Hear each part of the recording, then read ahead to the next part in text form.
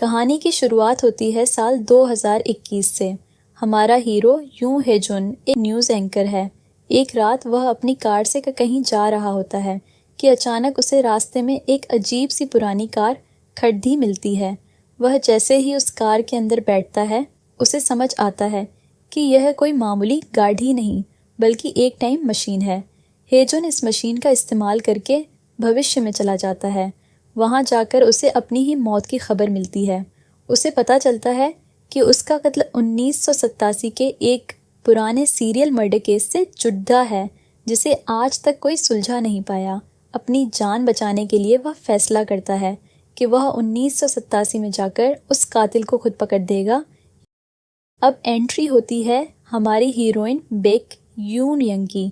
यून यंग एक publishing company में काम करती है और अपनी लाइफ से बहुत परेशान है।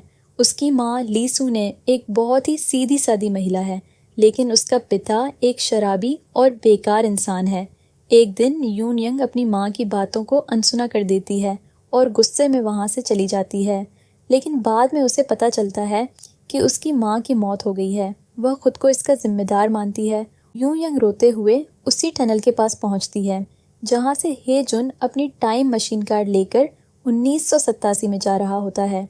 कार की लाइटें अचानक यून यंग की आंखों पर पड़ जाती हैं और वह उससे टकरा जाती है। जब उसे होश आता है तो वह खुद को एक अनजान जगह पर पाती है। हेजुन उसे बताता है कि वे दोनों अब साल 2021 में नहीं बल्कि साल 1987 में पहुंच चुके हैं। यून यंग को पहले तो यकीन नहीं होता, लेकिन जब वह वहाँ के लोगों के कपड़े और पुरानी गाड़ियाँ देखती है तो वह हैरान रह जाती है।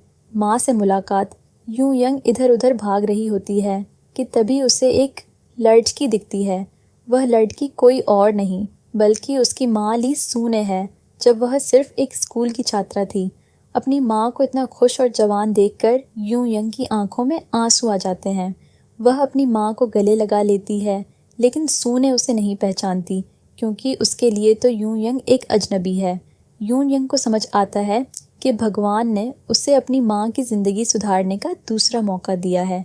वह तय करती है कि वह इस साल 1987 में ही रुक जाएगी और अपनी माँ का पास्ट बदल देगी ताकि फ्यूचर में उसकी माँ कभी दुखी न हो।